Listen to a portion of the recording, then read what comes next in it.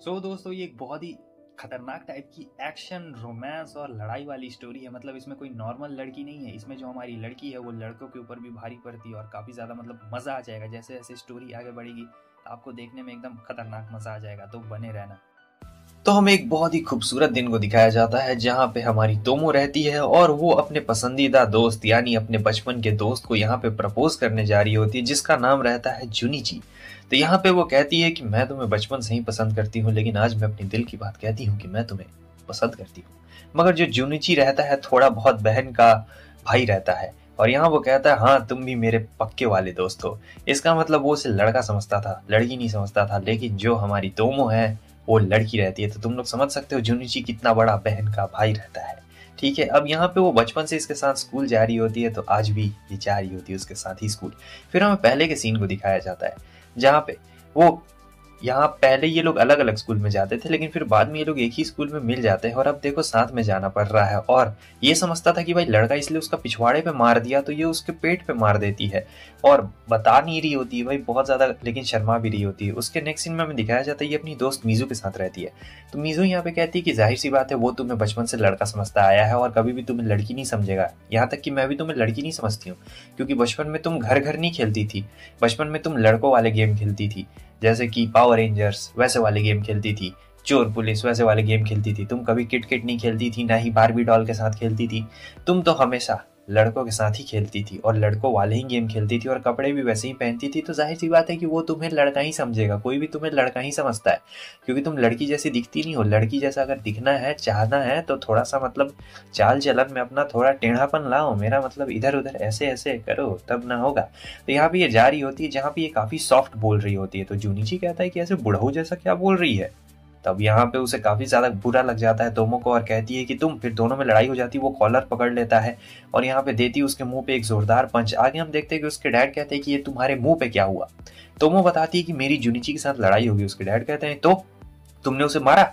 वो कहती है कि मैं उसे कैसे मार पाती, वो मुझसे ज्यादा स्ट्रांग है और वैसे भी वो आप ही का तो स्टूडेंट है। लेकिन उसके डैड कहते हैं कि बेवकूफ कहेगी, तुम उससे हार के आ गई, तुम दोनों मेरे ही स्टूडेंट हो।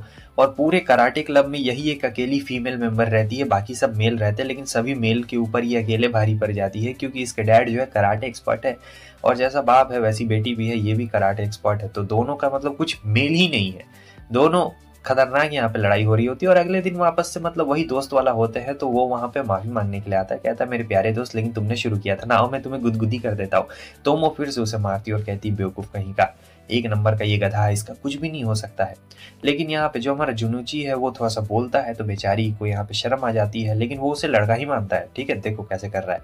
आगे हम देखते हैं कि ये बैठे ही रहती है मीजू के साथ में। मीजू कहती तुम आती जाती उसके साथ और लंच मेरे साथ करती हो। तो वो बोलती है कि अगर कोई लड़की लड़का साथ में अगर लंच करते हैं तो लोग उनके बारे में अफवाह फैला देते हैं ना कि वो वाला रिलेशनशिप चल रहा है। तो मैं ऐसा कुछ भी नहीं चाहती हूँ। लेकिन जो मीजू रहती है कहती है कि ठीक है तुम नहीं चाहती हो, लेकिन मैं तो चाहती हूँ कि तुम दोनों अच्छे से कपल बन जाओ, इसलिए हम लोग चलेंगे, हम लोग जुनूची के साथ चलेंगे लंच करने के लिए। तो वो कहती तुम पक्का सीरियस तो नहीं ना हो। लेकिन वो तो यहाँ जा रही थी।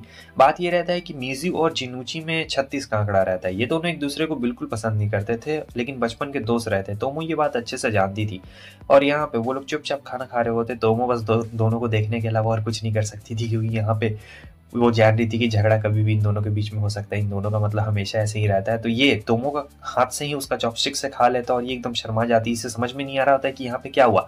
देखो तोमो भले ही कितना भी मर्दाना क्यों ना हो, लड़की रहती फिर भी, मगर अंदर से ये है तो आखिर एक प्यारी सी लड़की है। तो बेचारी बहुत ज्यादा शर्मा गई थी। बाद में हम देखते हैं कि जुनुची का एक दोस्त आता है जिसका नाम तात्सुमी रहता है, जो पूछ रहा होता है कि क्या तुमने तोमो के साथ वो सब किया, तुमने उसके साथ वो सब गेम खेला क्या। अब यहाँ पे जुनुची समझ रहा होता है कि वो कराटे के बारे में बात कर रहा है, क्योंकि वो और तोमो तो बचपन से ही कराटे करते आ रहे हैं। तो वो कह देता है कि हाँ हमने ऐसे ऐसे किया, हमने वैसे वैसे किया और वैसे वैसे भी किया। तो अब यहाँ पे तात्सुमी गलत समझ लेता है और फिर बोलने लगता है अच्छा। मीजू जाके बाद में बताती है तोमो को कि देखो वो लोग गलत समझ रहे हैं, मतलब ऐसे वैसे वैसे वैसे वो उसने समझ लिया है। तोमो गुस्से में जाती है और फिर मारना शुरू कर देती है भाई उसे बहुत बुरी तरीके से।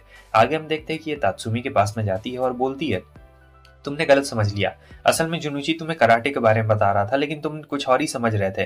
वो हड्डी तोड़ने की बात कर रहा था और तुम सोच रहे थे कि बेड तोड़ दिया उसने। नहीं, ऐसा बिल्कुल भी नहीं है। तो तात्सुमी कहता है अच्छा वैसे वो इतनी प्यारी लड़की है फिर भी उसने उसके साथ अभी तक कुछ भी नहीं किया, बहुत ही ज़्यादा बुरा हुआ। लेकिन मैं चाहूँ तो। लेकिन वो कहती है कि तुम इन दोनों को कब से जानते हो? हाँ, उनसे दूर ही रहो वरना मैं तुम्हारी हड्डी पसली तोड़ दूंगी, जो कि शायद तोमो ना तोड़े। बाद में हम देखते हैं कि बारिश हो रही होती है, दोनों खड़े रहते हैं लेकिन दोनों में 36 का आंकड़ा रहता है, बात ही नहीं कर रहे होते हैं। तो दोनों का एक ही कहना था कि मेरा छाता तो आ जाएगा, तुम अपना देख लो। अब दोनों का छाता मैं बता दूं कि तोमो ही को ये लोग कह रहे होते हैं, मगर दोनों में एकदम घमासान यहाँ पे कुछ एकदम बातचीत एकदम छिड़ रही होती है, जहाँ पे वो उसे चिढ़ा रही होती है और ये भी गुस्से में बोल रहा होता है, जहाँ वो बोलता है कि हम लोग बचपन में अच्छे दोस्त थे। लेकिन तुम्हें पता है दोस्ती हमारी कहाँ पे टूटी है? बचपन में जब भी हम लोग किसी मुसीबत में फंसते थे तो तुम मुझे और तोमो को ही सारा काम करवाती थी। जब भी कोई हमें डांटता था तब मैं और तोमो ही फंसते थे, तुम तो हमेशा भाग जाती थी चतुराई के साथ, और यही तुम्हारी बहुत बड़ी प्रॉब्लम है। लेकिन यहाँ पे मीजू को अब बुरा लग जाता है, तो मीजू भी यहाँ पे उसे टोन मारने के लिए कह देती है कि मान लो अगर तोमो का कोई बॉयफ्रेंड बन जाता है तो वो तो तुम्हारे साथ नहीं रहेगी ना, तुम्हें तो बहुत ज्यादा तब बुरा लगेगा। यहाँ पे वो थोड़ा सा मतलब बढ़ा चढ़ा के ऐसे थोड़ा बोल रही होती है कि मान लो उसका बॉयफ्रेंड बन गया तब तो तेरा खेल खत्म हो जाएगा बाबू, तब तो तुम कुछ भी नहीं कर पाओगे। तो अब इस बात को सुन के उसे गुस्सा आता है, वो उसे बारिश में ऐसे धक्का मार देता है। आगे हम देखते हैं कि तोमो वहाँ उतनी देर में आ गई थी और कह रही थी कि अरे तुम दोनों यहाँ पर मतलब ऐसे क्या कर रहे हो, और वो कहते कि हम लोग छाता भूल गए। अब समझ नहीं आ रहा था कि भाई अगर छाता दे तो दे किसे, किसके साथ चला जाए और किसके साथ ना चला जाए। तो मीजू कह रही होती है कि तुम इस जुनूची के साथ में जाओ, ठीक है। लेकिन तोमो कुछ समझ नहीं आ रहा था, वो काफी घबरा रही थी कि यार मैं एक लड़के के साथ कैसे, हाँ मतलब मानती हूँ कि मैं आती हूँ लेकिन एक ही छाते के अंदर हम लोग कैसे। वो कहती है कि तुम जाती हो या फिर नहीं जाती हो। तो बाद में ये जा रही होती है लेकिन थोड़ा सा साइड हट रही होती है, क्योंकि है तो कितनी भी तो एक लड़की ही है ना। तो यहाँ पे वो भीगते भीगते जा रही होती है, तो वो कह रहा होता है कि आ जाओ छाते के अंदर में, मगर वो कहती है कि नहीं नहीं, मैं प्रैक्टिस करके आई हूँ ना, तो मैं नहीं आऊँगी, मुझ में से बहुत गंदी सी स्मेल आ रही है, प्रैक्टिस से पसीने की बदबू आ रही है, इसलिए तुम मुझसे थोड़ा दूर रहो तो यही तुम्हारे लिए बेहतर रहेगा। मगर जुनिची रहता है थोड़ा बहन का भाई, तो यहाँ पे आ जाता है, उसे सूंघने लगता है और कहता है कि नहीं भाई, तुम तो बहुत ज़्यादा मतलब अच्छा महक रही हो। अब इसके बाद क्या होता है कि वो तुरंत ही वहाँ से भागने लगती है। आगे हमें दिखाया जाता है कि तात्सुमी वहाँ पे आ जाता है मीजू को छाता ऑफर करने के लिए, मगर मीजू बहुत तेज तर्रार रहती है, वो इसे ही गधा बना के इसका ही छाता लेके चली जाती है। फिर बाद में आता है जुनूची उसे रोकता है, लेकिन जुनूची की नज़र कहीं और पड़ जाती है उसके तरबूजों पे, तो वही भाग जाता है उसे छाता देकर। तोमो को कुछ समझ नहीं आता। आगे हम देखते हैं कि तोमो यहाँ पे अपने कराटे की प्रैक्टिस कर रही होती है। इसके साथ कोई लड़ना ही नहीं चाहता था, क्योंकि ये जब मारती है ना तो सामने वाला लड़ ही नहीं पाता है। लेकिन यहाँ पे एक बंदा रहता है जिसका नाम रहता है मिसाकी। तो मिसाकी जो रहता है बड़ा ही काम का बंदा रहता है। यहाँ पे उसे इतनी बुरी तरीके से उसने मारा लेकिन फिर भी वो बुरा नहीं मानता है। असल में कोई तोमो के साथ लड़ना नहीं चाहता था और कोई तो उससे बात भी नहीं करता था, क्योंकि ये लड़कियों पे तो ऐसे ही भारी पड़ती है और लड़कों पे भी भारी पड़ती है। इसका ट्रेनिंग इतना ज़्यादा खतरनाक दिया गया है। मगर जो यहाँ पे हमारा मिसाकी रहता है वो उसकी तारीफ कर रहा होता है, कहता है कि नहीं मैडम ऐसा नहीं है।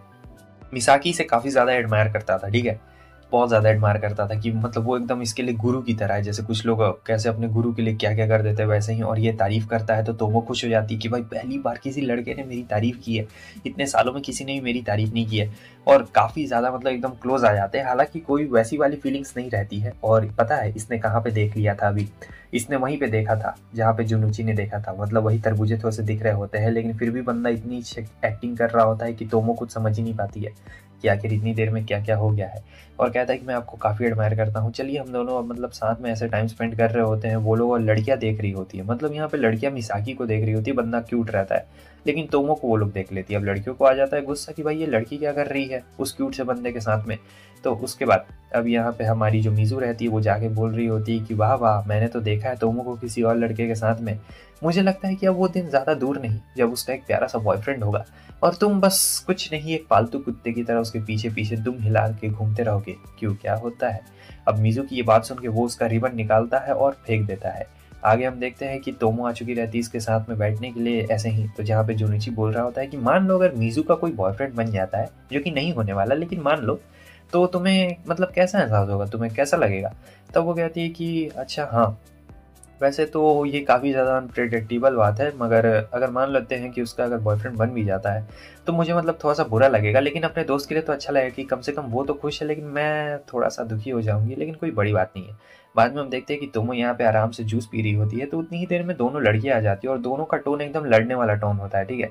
तो अब यहाँ पे दोनों तोमो को ये बोलते हैं कि हमसे मिलने के लिए आओ, स्कूल खत्म हो जाएगा तब शाम में मिलने के लिए आना। और यहाँ पे तोमो कहती है कि अच्छा ऐसा। अब तोमो देखिए बोल रही होती है कि अच्छा ठीक है मैं आ जाऊंगी। और फिर जब वो पूछती है अपने क्लासमेट से तोमो के बारे में, तो वो लोग कहती है कि तोमो से लड़ना मत, अगर लड़ोगी तो जिंदगी भर के लिए लड़ नहीं पाओगी।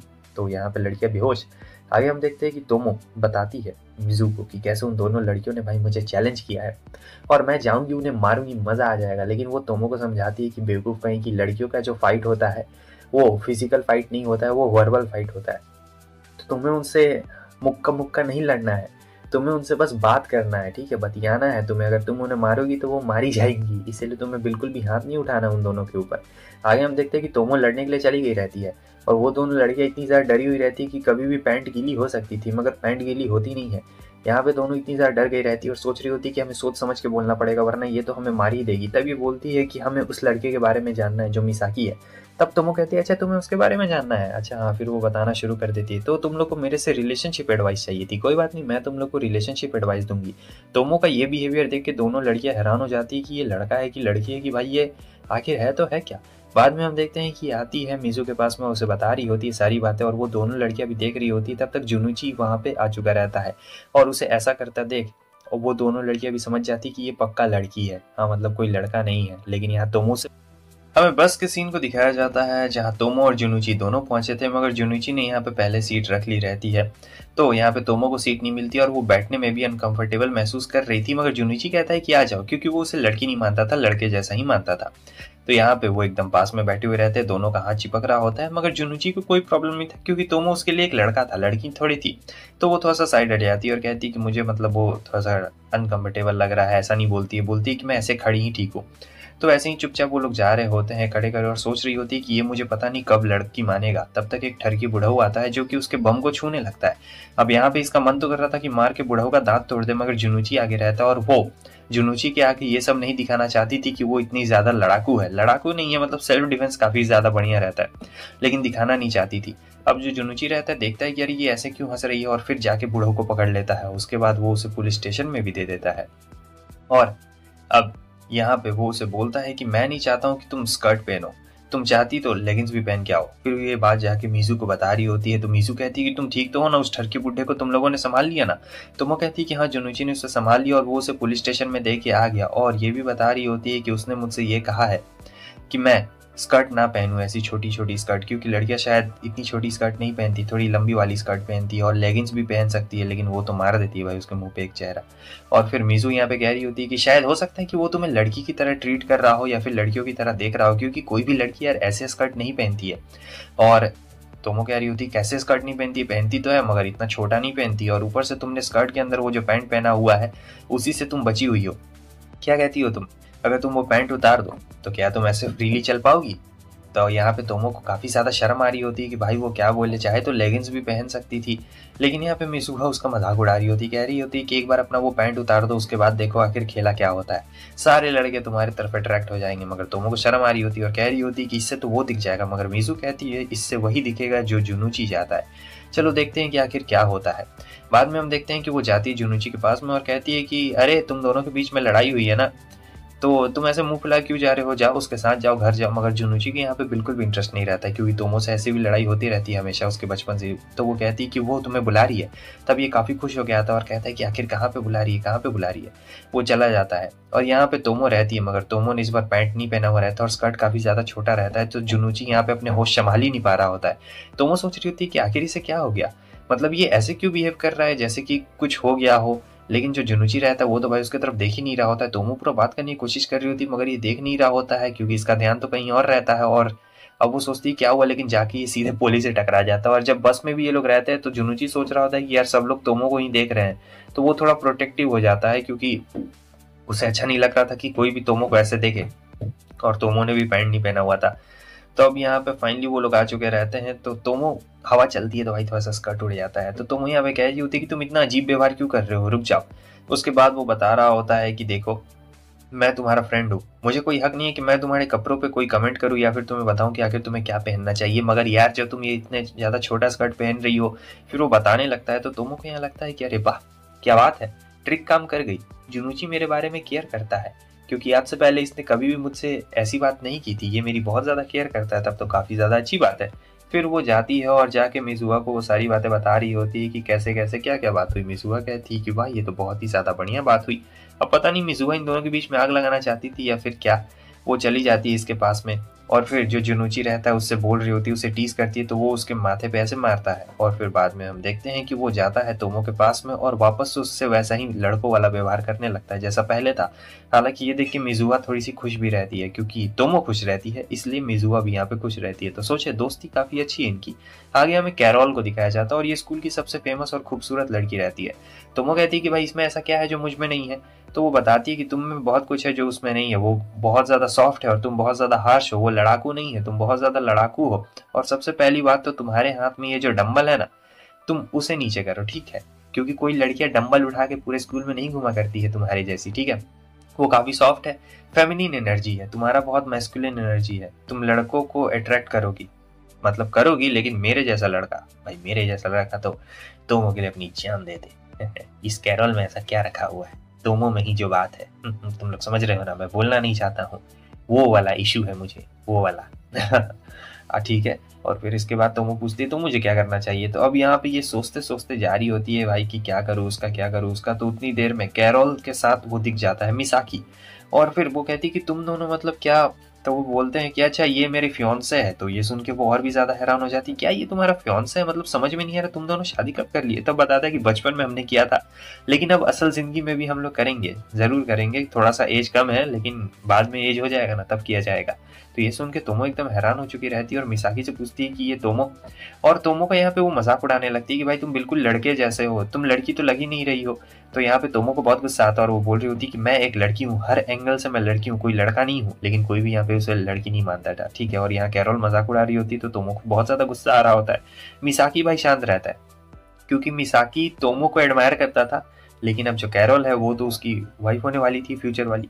तो आराम से बस भाई वो उन दोनों के बीच में गहरा होता है कि अरे आराम से। मगर तुमको तो यहाँ पे पारा चढ़ चुका रहता है, क्योंकि वो जो कैरोल है बार बार उसे टीज कर रही होती है कि तुम लड़की जैसी नहीं लगती हो, तुम तो पूरे एकदम लड़के हो। और फिर उसके बाद इतना ही नहीं रुकती है, वो उसके गाल पे भी पोक करना शुरू करती है। मिसाकी उसे मना करता है, मगर कैरोल कहाँ मानने वाली थी। तोमो को मन कर रहा था मार के मुंह तोड़ दिया जाए। बाद में हमें दिखाया जाता है कि वो हर दिन आती है, उसे टीज करती है, हर पीरियड में आती है, उसे टीज करती है। उसे समझ में नहीं आता है कि आखिर इस कैरोल को मुझसे चाहिए क्या। तो यहाँ मिजुआ को भी कुछ समझ में नहीं आ रहा होता है कि आखिर कहीं वो तुम्हें नीचा तो नहीं ना दिखाना चाहती है, क्योंकि हाँ तोमो फेमस है लेकिन सिर्फ मेरे जैसे लड़कों में, और मेरे जैसे लड़कों की संख्या बहुत कम है। बाद में हमें कैरोल को दिखाया जाता है जो आ जाती है मिजुआ के पास में और कहती है कि मुझे तुम्हारी मदद चाहिए। कहती है कि पहले मेरे बेंच से उतरो उसके बाद में। तो यहाँ पे उसे मदद चाहिए रहती है क्योंकि उसे तोमो को हराना है। अब तोमो को किस लिए हराना है ये तो नहीं पता रहता है, मगर मिजुआ कहती है कि देखो तुम बहुत ही गलत पर्सन के पास आई हो ना, मैं तुम्हें तोमो के बारे में कुछ बताऊंगी और तुम उसे हराना चाहती हो, क्या करना चाहती हो, मुझे इससे कोई फर्क नहीं पड़ता है, मैं तुम्हें कुछ भी नहीं बताने वाली हूँ। मगर कैरोल कहती है कि अगर तुम बताओगी तो मैं तुम्हें बहुत ही ज्यादा टेस्टी केक खिलाने वाली हूँ, बताओ इसके बारे में तुम्हारा क्या इरादा है। अब मिजुआ जैसे ही सुनती है टेस्टी केक के बारे में, उसका इरादा थोड़ा सा बदल चुका रहता है और उसके दिमाग में एक आइडिया आता है। तो वो कहती है कि अगर तुम्हें एडवाइस चाहिए तो तुम जुनूची के पास क्यों नहीं जाती हो, वो सबसे बेहतर इंसान है और वो तोमो को बहुत ही अच्छे तरीके से जानता भी है। अगर तुम जुनूची के पास जाओगी तो तुम्हें इससे जरूर पता चल जाएगा कि तुम तोमो को किस तरीके से हरा सकती हो, क्योंकि तोमो को हराना इतना ज्यादा आसान नहीं है, खास करके तुम्हारे जैसे के लिए तो बिल्कुल भी नहीं है। लेकिन हाँ, ज्यादा करीब मत जाना, उससे थोड़ा डिस्टेंस भी बना के रखना। तो ये उसे बुरा आइडिया दे देती है क्योंकि इसके दिमाग में एक मस्त सा आइडिया रहता है मिजुआ के, जिससे तोमो और जुनूची करीब आएंगे। तो ये तो भाई जुनूची के लॉकर में ही जाके छुपी हुई रहती है और वो कहता है सबसे पहले तो तुम मेरे लॉकर में से निकलो, उसके बाद हम लोग बात करेंगे। वो कहती है कि मुझे किसी को हराना है। तो अब यहाँ जुनूची सोचता है कि उसे फाइटिंग करना है, सीखना है। तो यहाँ वो कहता है कि ठीक है, मैं तुम्हें फाइटिंग करना जरूर सिखाऊंगा, लेकिन वो ये नहीं बताती है कि उसे तोमो को हराना है। जुनूची कहता है कि फिलहाल मुझे भी ट्रेनिंग करनी है, तो चलो देखते हैं कि आखिर तुम क्या क्या कर सकती हो। और ये भी नहीं बताती है कि उसे मिजुआ ने यहाँ पर भेजा हुआ है। तो जिनुची तो यहाँ भी यही समझ रहा होता है कि कैरोल को मतलब कुछ ट्रेनिंग चाहिए, वो स्ट्रांग बनना चाहती है। तो वो पूछता है कि आखिर तुम क्या क्या कर सकती हो। तो वो बताती है और कहता है कि मारो, लेकिन वो तो सीधे इसके मुंह पे ही मार देती है, हाथ पे मारना था। बाद में वो बोल रहा होता है कि चलो देखते हैं, तुम अभी एक बिल्ली हो लेकिन मैं तुम्हें एक भालू बना दूंगा जिससे तुम सबसे लड़ पाओगी। तो चलो ट्रेनिंग के लिए चलो चलते हैं। तो वो क्लास से उसे बार बार बुलाता था और ये देख के तुम एकदम हैरान होती है और कहती है कि तुमने देखा आखिर वो सब ये क्या है। मिजुआ कह रही होती है कि पता नहीं, शायद वो दोनों और भी ज्यादा क्लोज आ रहे थे। हालांकि ये सब मिजुआ का ही प्लान रहता है, क्योंकि मिजुआ चाहती थी कि इससे तोमो और ज्यादा क्लोज चले जाए जुनूची के। तो यहाँ पे तोमो का एकदम माथा फट रहा होता है, वो समझ नहीं पा रही होती कि क्या करिए जाए। आगे हम देखते हैं वो पूछता है कि आखिर तुम क्या मतलब दौड़ सकती हो। चलो दौड़ते हैं, लेकिन स्कूल के गेट तक जाने ही से इसका भाई थकावट हो जाता है, मतलब ये स्पोर्ट्स में अच्छी नहीं थी। लेकिन जो तोमो रहती है उसे तो आप पता ही है भाई, ये तो सबका खटिया खड़ी कर देती है। बाद में वो पूछता है कि आखिर तुम किस चीज़ में बढ़िया हो यार, मतलब तुम कुछ भी चीज़ बढ़िया नहीं कर पा रही हो। तो वो कहती है कि स्किपिंग में अच्छी हो। तो जब स्किपिंग कर रही होती है तो उसका दिख रहा होता है, तो ये भाई ऊपर कर लेता है अपना सर। तो वो आके देख लेती है कि आखिर ये लोग क्या कर रहे हैं दोनों मिलके। तोमो को बहुत गुस्सा आता है। कैरोल कहती है यही तो है मेरी अपोनेंट। तोमो को बहुत गुस्सा आता है कि क्या कहा तुमने। और जुनिची सोच रहा होता है कि इसे तो ये जिंदगी में भी नहीं हरा पाएगी। और ये सब मिजुहा का प्लान रहता है। ठीक है, मिजुहा मतलब इसे एक थर्ड व्हील की तरह इस्तेमाल कर रही होती है हमारे कैरोल को, ताकि जो तोमो और जुनुची है वो दोनों और भी ज्यादा क्लोज आ जाए। इसके बाद जो कैरोल रहती है कहती है कि तुम मेरी अपोनेंट नहीं हो, हाँ, मेरा काम यहीं पे खत्म हुआ। तो वो मिजुआ के पास जाती है और कहती है कि चलो, मैंने तुम्हें केक खिलाने का वादा किया था ना। और ये बहुत अमीर रहती है तो ये इसे अपनी पर्सनल गाड़ी में लेके जा रही होती है, जिसमें भाई बहुत बॉडीगार्ड भी रहते हैं। और फिर वो उससे पूछती है कि क्या क्या तोमो मेरी दोस्त बनेगी। मिजुआ कहती है कि वो जरूर बनेगी। तो वो कहती है मगर तोमो को मैंने बहुत ज्यादा परेशान किया है, तुम्हें सचमुच ऐसा लगता है कि वो मेरी दोस्त बनेगी। मिजुआ कहती है कि देखो, वो बहुत ही मतलब मासूम टाइप की लड़की है, उसे कोई भी चढ़ा बढ़ा सकता है। तो वो तुम्हारी दोस्त बनेगी, लेकिन जब तक मैं हूं तब तक कुछ करने की कोशिश मत करना। तो वो तोमो के पास जाती है और कहती है क्या तुम मेरी दोस्त बनना चाहोगी, क्योंकि बचपन में जब भी ये किसी से दोस्ती करने गई है तब भाई सब इससे दूर हट गए हैं, अजीब इसे समझते थे, मगर ये अजीब है नहीं। तो तोमो यहाँ पे सोचती कि क्या दुश्मन से सीधे दोस्त, लेकिन वो हाँ कह देती, कहती कि हाँ क्यों नहीं, हम लोग दोनों जरूर दोस्त बनेंगे। तो कैरोल यहाँ पे काफी ज्यादा खुश हो जाती है और वो देखती इसे बिल्कुल एक एंजल की तरह, ये तो एंजल है। उसके बाद वो मीजू से भी पूछती कि आप मेरी दोस्त बनेंगी। देखा कितना अच्छा एक्टिंग है। तो मीजू कहती कि हाँ मैं जरूर दोस्त बनूंगी। उसके बाद तो भाई ये मीजू को ही परेशान किए जा रही होती है। और जो हमारे जुनुची और तोमो रहते कहते हैं कि भाई ये लड़की सही में बहुत ज्यादा ही अजीब है। और तोमो यहाँ पे पूछती है कि क्या तुम मीजू को पसंद करते हो। जुनुची कहता है कि ना, मीजू को कौन पसंद करेगा भाई, मीजू को मैं बिल्कुल नहीं पसंद करता हूँ। लेकिन गलती गलती में वो एक बात ये बोल देता है कि मिडिल स्कूल में हमने एक दूसरे को थोड़ी दिन के लिए डेट किया था। हालांकि उसे ये बात नहीं बोलनी थी तोमो के सामने, मगर उसने बोल दिया रहता है। और तोमो के एकदम होश उड़ गया रहते हैं, उसे समझ में नहीं आ रहा था कि क्या इन दोनों ने कब डेट कर लिया। हम तीनों तो बचपन से साथ ही में थे, लेकिन ये कब। तो यहाँ पे तोमो को बहुत ज्यादा बुरा लगता है कि यार बताओ, उसके जो दो प्यारे प्यारे दोस्त हैं उन्होंने इस सीक्रेट रिलेशनशिप रखा। और इसे अब काफी बुरा लग रहा होता है कि नहीं यार, ऐसा नहीं होना चाहिए था। और जुनुची भी यहाँ पे कुछ कह नहीं पा रहा होता है, तो वो जाती और मिजुहा से अच्छे से पूछती कि बताओ, तुम दोनों रिलेशनशिप में थे और तुमने मुझे बताया भी नहीं, मिडिल स्कूल से ही थे। मुझे बिल्कुल यकीन नहीं हो रहा है कि तुमने मुझसे ये बात छुपाई। मगर मिजुहा उससे शांत रहने को कह रही होती है। तोमो शांत कैसे रहेगी। फिर मिजुहा उसे कहती है कि तुम जरा आराम से शांत रहो, ठीक है। लेकिन वो बहुत ज्यादा गर्म मूड में थी। तब वो बताती है कि देखो, मैं तुम्हें सारी बात बताती हूँ, हम लोग बस 3 दिन के लिए रिलेशनशिप में थे और कुछ भी नहीं। ये सुन के तोमो हैरान हो जाती है कि 3 दिन का क्या रिलेशनशिप होता है। तब वो स्टार्ट से बताती है कि वो मुझे प्रपोज करने के लिए आया था और उस वक्त स्कूल में वो बहुत ज़्यादा फेमस था, तो मैंने भी ऐसे ही हाँ बोल दिया था, क्योंकि मुझे भी फेमस होना था सभी लड़कियों में और सब लोग को दिखाना था कि मैं जुनुची की गर्लफ्रेंड हूँ। इसलिए मैंने उसे हाँ कह दिया था, मगर मुझे क्या पता था कि वो इतना ज़्यादा बेकार निकलेगा। तुम्हें पता है सबसे पहले दिन वो मुझे कहाँ पे ले गया, उसने कहा कि वो मुझे अच्छी सी जगह दिखाना चाहता है। तो हम लोग साइकिलिंग करते गए और साइकिलिंग करते ही गए। ऐसे करते करते उसने लगभग मुझे 40 किलोमीटर तक साइकिलिंग करवाई। और तुम्हें पता है उतनी दूर जाने के बाद मुझे क्या दिखा है, वो सनसेट, प्यारा सा नज़ारा दिखा रहा था मुझे। और पता है उसके बाद से मेरी तबीयत भी बहुत ज़्यादा ख़राब हो गई और उसके अगले दिन भी वो फिर से मुझे ले गया। मुझे ये सब करना बिल्कुल भी अच्छा नहीं लग रहा था, तो मैंने सोचा कि मैं उससे ब्रेकअप कर लेती हूँ। तो मैंने ये सोचा था कि अगर मैं पहले बोल दूंगी ब्रेकअप का तो मैं ज़्यादा कूल लग जाऊंगी, मगर ऐसा होता नहीं है, क्योंकि जिस दिन मैं उसे ब्रेकअप करने के लिए गई थी उस दिन जुनुची ने ही मुझसे पहले बोल दिया था कि हमारा रिलेशनशिप ज़्यादा दिन के लिए नहीं टिकेगा, तो एक काम करते हैं कि हम लोग यहाँ पे ब्रेकअप कर लेते हैं, क्या कहती है। तो मुझे काफ़ी झटका लगा कि मैं इससे हार गई, मुझे पहले बोलना चाहिए था, लेकिन मैंने नहीं बोला पहले। और अब मुझे बहुत ज़्यादा बुरा लगता है कि क्यों यार, क्यों मैंने पहले नहीं बोल दिया था उससे। तब यहाँ तोमो पूछ रही होती कि तो क्या तुम लोगों ने मतलब वो सब भी किया था, किस विस भी किया था क्या। लेकिन वो कह रही होती कि नहीं, हमने ऐसा किस विस कुछ भी नहीं किया था, 3 दिन का रिलेशनशिप ही था, तो किस विस क्या ही करते। और वैसे भी हम लोग मिड स्कूल में थे तो हम लोग बस अपना हाथ पकड़ के चलते थे और एक साथ में स्कूल जाते थे, और इससे ज़्यादा कुछ भी नहीं हुआ। तो ये सुन के तोमो को थोड़ा सा अच्छा लग रहा होता है कि चलो भाई, इनके बीच में ना किस विस हुआ है ना कुछ भी हुआ है, इसका मतलब अभी भी जुनुची मेरे लिए अवेलेबल है, तब तो ये काफ़ी ज़्यादा अच्छी बात है।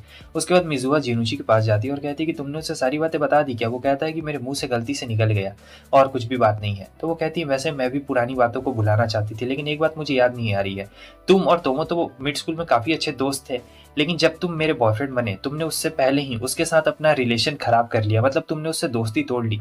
अब मुझे एक बात ये समझ में नहीं आ रही है कि क्या ये सब तुम्हारा प्लान था, और जैसे हमारा ब्रेकअप हुआ तुम लोग वापस से बेस्ट फ्रेंड बन गए। मुझे समझ में नहीं आ रहा है कि आखिर तुम यहाँ पे क्या दाल गला रहे हो। इसका मतलब जुनूची ने एक मास्टर प्लान खेला होगा। कुछ ना कुछ ऐसा किया होगा कि शायद तोमो से पसंद करने लगे, मगर जुनूची यहाँ पे कह रहा होता है कि ऐसा कुछ भी नहीं, हम लोग तो बस अच्छे दोस्त हैं। बाद में हम देखते हैं कि दोनों साथ में जा रहे होते हैं, जहाँ पे तोमो उससे पूरा शक कर रही होती है और पूछ रही होती है सारी चीज़ों के बारे में कि बताओ आखिर क्या बात है क्या बात है। लेकिन जुनूची कहता है कि नहीं, बस 3 दिन का रिलेशनशिप था और उसके अलावा और ज़िंदगी में और कोई भी नहीं है, बस अभी मेरी लाइफ में तुम ही हो और कोई भी नहीं है। लेकिन यहाँ पे जो हमारी तोमो रहती है वो बहुत ज़्यादा शक्की रहती है और उसे लग रहा होता है कि ये झूठ बोल रहा है। लेकिन फिर जो जुनूची रहता है कहता है उससे सारी बातें साफ साफ, तो वो मान जाती है और फिर एक दिन वो उसे मिलाती है मिसाकी से। हालांकि मिसाकी को वो देखता है कि अच्छा ये तो बॉयज़ का कैप्टन है और फिर वो कहती है कि मिलो इससे, ये मेरा दोस्त है। लेकिन जो हमारा जुनूची रहता है वो कहता है कि अच्छा तो तुम ही हो ना हमारे सेनपाई, और वो उसके सर पे मार देता है, हाथ नहीं मिलाता है। तो तोमो कहती गधे गई कि ये तुमने क्या किया, हाथ मिलाना था। फिर वो हाथ मिला रहा होता है क्योंकि तोमो ने उसे मारा रहता है और फिर वो कहता है कि तुम कराटे करते हो ना, मैं तुम्हारी स्ट्रेंथ देखना चाहता हूँ। उसे डरा रहा होता है भाई एक तरीके से। यहाँ पे मिसाकी को काफ़ी डर लग रहा होता है, हालांकि वो उनका सीनियर रहता है, फिर भी बताओ सीनियर के साथ ऐसा कर रहा है। तो जो तोमो रहती है कहती है कि सीनियर मुझे माफ़ कर दीजिए, ये बस ऐसा ही है, आप इसकी बातों का बुरा मत मानिएगा। उसके बाद वो पूछता है कि तुम उसके साथ मतलब इतना ज़्यादा क्लोज क्यों हो, वो तो बॉयज़ कराटे क्लब का कैप्टन है। तो वो बताती है कि मैंने अपना क्लब चेंज कर लिया। और फिर इसे याद आता है कि तोमो के डैड ने उसे बताया था कि हाँ उसने क्लब चेंज कर लिया है और वो बॉयज़ क्लब में है, सिर्फ एक लड़की है पूरे बॉयज़ क्लब में, ठीक है। यहाँ इसे काफ़ी अफसोस हो रहा होता है कि ओ माय गॉड, मैंने उनके कहने पे ही उस दिन क्लब चेंज क्यों नहीं किया, बात तेरी। आगे हमें दिखाया जाता है कि ये पूछता है चलने के लिए, मगर वो कहती है कि नहीं नहीं आज नहीं चल सकती हूँ, असल में आज कैरोल के साथ मुझे चाय पे जाना है, तो हम लोग एक काम करते हैं, हम लोग कल चलते हैं। और वैसे ये काफ़ी दिन से पूछ रहा होता है मगर ये हर दिन उसे मना करते जा रही होती, तो काफ़ी ज़्यादा बुरा भी लगता है जुनूची को। और जो तोमो है वो बिल्कुल समझ नहीं पा रही होती कि जुनूची क्या कहना चाहता था क्या नहीं कहना चाहता था। तो दूर से जो हमारी कैरोल मिजुआ रहते देख रहे होते, कैरोल कहती है क्या इनका रिलेशनशिप है, मगर मिजुआ कहती है कि नहीं इनका रिलेशनशिप नहीं है, इनका कुछ भी नहीं है, ये लोग बस ऐसे ही नॉर्मल फ्रेंड्स हैं। कैरोल कहती है कि ओ यार देखने से तो ऐसा बिल्कुल भी नहीं लगता है, देखने से तो ऐसा लग रहा होता है कि काफ़ी ज़्यादा सीरियस है। लेकिन मिजुआ कहती है कि नहीं ऐसा कुछ भी नहीं है, ये लोग बस बचपन के दोस्त है इसलिए इतने ज़्यादा क्लोज है, वरना कुछ नहीं है। आगे हम देखते हैं कि बस स्टैंड पे ये मिल चुका रहता है वापस से मिसाकी से। अब इसे तो तोमो ने मना किया रहता है कुछ भी करने से, तो ये बस नॉर्मल पूछ रहा होता है कि आप क्या बस का इंतजार कर रहे हैं आप भी आज। तो वो कहता है कि हाँ हाँ मैं भी इंतजार कर रहा हूँ। फिर मिसाकी बताता है कि वैसे तो मैं नॉर्मली अपनी बाइक से ही जाता हूँ, मैं बस नहीं लेता हूँ, लेकिन आज मेरी बाइक थोड़ी सी ख़राब हो गई है इसलिए मैं बस का सहारा ले रहा हूँ और कुछ भी नहीं। तो वो कहता है अच्छा तो ये बात है। और फिर बाद में वो बस में कहता है कि अरे आप इतना ज़्यादा दूर क्यों खड़े हैं, मिसाकी ऐसे ही डरा हुआ रहता है। फिर जब ये दोनों बैठ जाते हैं तो यहाँ उससे कुछ सवाल जब पूछ रहा होता है तो पता नहीं जुनिची क्या हो जाता है।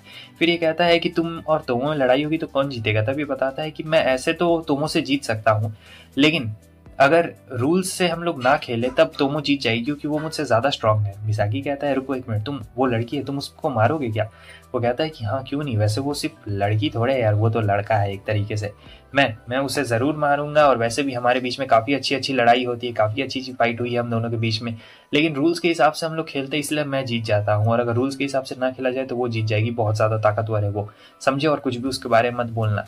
आगे हम देखते हैं कराटे क्लब में जहाँ पे मिसाकी बता रहा होता है कि वो थोड़ा ज़्यादा गर्म मूड का है। तब वो बोलती है कि हाँ आज तक मैंने जब भी उसे अपने किसी मेल बेस्ट फ्रेंड से मिलाया है या फिर फ्रेंड से मिलाया है वो हमेशा ऐसे ही करता है, आप उसे बुरा मत मानिएगा। लेकिन आपको पता है उसकी बुरी बात क्या है, वो मुझे लड़कियों जैसा ट्रीट नहीं करता, वो मुझे लड़कों जैसा ही ट्रीट करता है।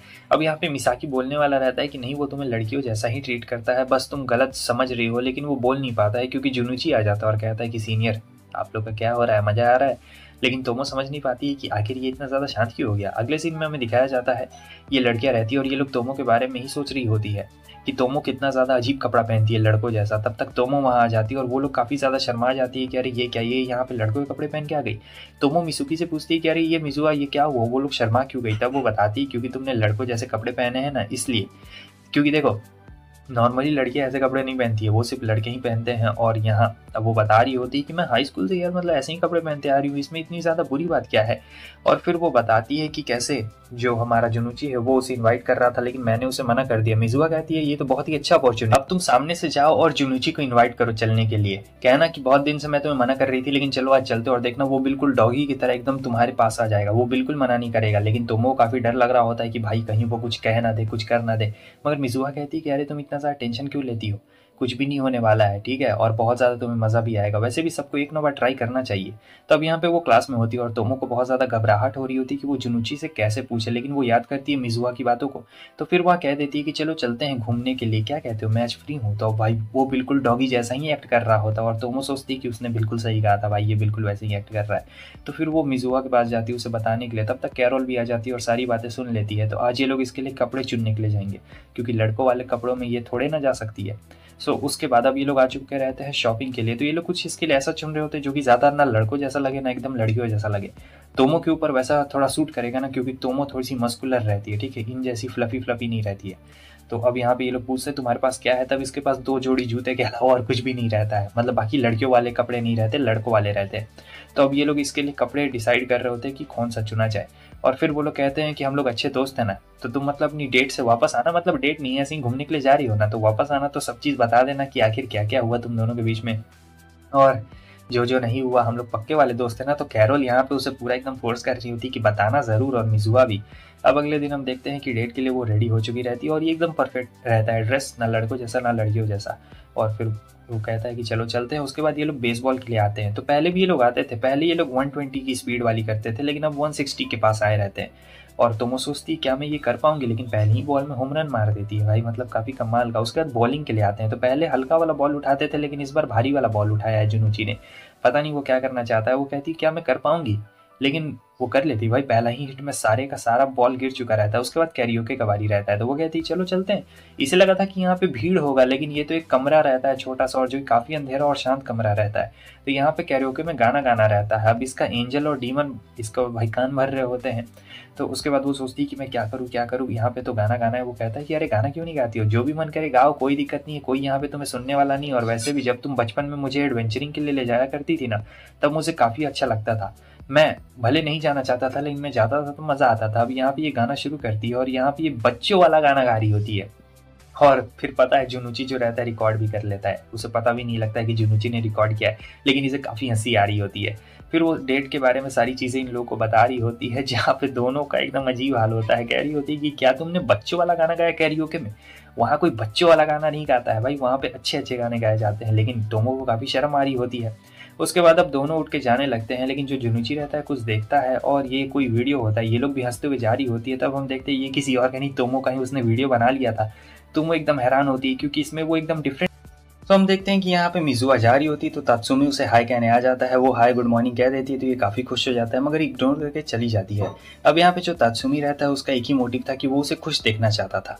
जुनूची से वो कहता है कि मैंने उसे कभी भी हंसता हुआ नहीं देखा है, मगर जुनूची कहता है मैंने तो हमेशा उसे हंसते हुए देखा है। असल में वो कभी हंसती नहीं है। जुनूची को ऐसा इसलिए लग रहा होता है क्योंकि ये लोग बचपन के दोस्त रहते हैं।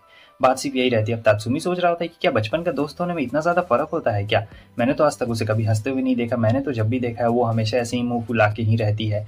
तब तक तोमो वहाँ पे आ जाती है और वो उससे पूछता है। तोमो कहती है कि नहीं नहीं भाई, वो हंसती क्या है, तुम्हें ऐसा लग रहा है, लेकिन वो हंसती नहीं है, जल्दी बिल्कुल भी नहीं हंसती है। और फिर ये उसके साथ ऐसे ही मजे करने के लिए जा रहा होता है, लेकिन फिर वो उसे गुस्सा दिला देता है। अब मिजुआ कह रही होती है कि तुम्हें पता है इस पेंसिल से मारूंगी ना, और फिर टेप लगा के जा रही होती है। और यहाँ पे देखता है कि इसे भी टेप लगा दिया रहता है, कैरोल को भी। तो कैरोल बोलने की कोशिश कर रही होती है। फिर तोमो कहती है कि आखिर क्या हुआ। तभी बताती है कि मैंने मिजुआ को किस करने की कोशिश की थी ऐसे ही दोस्ती में, तो उसने मेरे मुंह पे टेप लगा दिया। तब वो कहती है चलो सिर्फ टेप ही लगाया है, वरना वो बहुत कुछ लगा सकती थी। और यहाँ पे ये बंदा ट्राई कर रहा होता है। मिजुआ कहती है तुम्हें मुझसे क्या चाहिए था। वो बोलता है कि मैं आपको खुश देखना चाहता हूँ। तब वो कहती है अच्छा तो तुम मुझे पसंद करते हो, तो अगर तुम मुझे पसंद करते हो तो तुम मुझे डायरेक्टली अप्रोच क्यों नहीं करते हो, क्योंकि अगर तुम मुझे डायरेक्टली अप्रोच करोगे तो इसमें बहुत ज़्यादा मज़ा आएगा, कम से कम मैं खुश तो हो जाऊंगी और तुम मेरे चेहरे पे स्माइल भी देख पाओगे। तात्सुमी सोचता है कि अच्छा ऐसी बात है, लेकिन मैं बस आपको हंसता हुआ देखना चाहता हूँ। मगर मिजुआ बिल्कुल भी नहीं हंस रही होती और कह रही होती कि अगर हंसता हुआ देखना चाहते हो तो डायरेक्ट अप्रोच करो, और हाँ अगर मज़ा आ गया मुझे तो मैं एक काम करूंगी कि वो जो पेन था ना, इस बार तुम्हें दिखाऊंगी नहीं, सीधे तुम्हारी आंखों में मार दूंगी, ठीक है। और यहाँ पे ऐसे उसे धमकाते हुए चली जाती है, लेकिन ये तो कुछ और सोच रहा होता है। अब तोमो आती है, पूछती कि आखिर यार तुम्हारी प्रॉब्लम क्या है, मगर मिजुआ यहाँ पे कुछ बोल ही नहीं रही होती है। मिजुआ कहती है कि नहीं भाई मेरी कुछ भी प्रॉब्लम नहीं है, तुम एकदम आराम से रहो। तोमो कहती है कि अगर तुम किसी बात से गुस्सा हो तो, लेकिन वो कहती है कि नहीं मैं बिल्कुल भी गुस्सा नहीं हूँ, और एकदम आराम से रह रही होती है। तोमो से बात करने की कोशिश कर रही होती है, मगर ये तो यहाँ पे कुछ सुन ही नहीं रही होती है भाई। ये तो अपना अलग ही बात कर रही होती है और तोमो को घुमा फिरा देती है, क्योंकि तोमो इसकी इतनी समझदार बिल्कुल भी नहीं ना रहती है। इसलिए तोमो भी यहाँ पे हैरान थी कि यार ये आखिर गुस्सा क्यों है। आगे हमें दिखाया जाता है कि अब यहाँ लड़कियों को ये देखती है, सोचती कि मुझे भी लड़कियों को हक करना है यार। मिज़ुआ कहती है तो अच्छा इसका मतलब तुम्हें भी? तो वो कहती है कि तुम्हें भी से क्या मतलब है तुम्हारा? मतलब मैं भी लड़की हूँ और मैंने पहले भी लड़कियों को हक करने का कोशिश किया है, लेकिन वो लोग मुझे लड़का समझ लेते हैं क्योंकि मेरा ग्रिप और पावर लड़कों इतना है, उससे ज़्यादा भी है।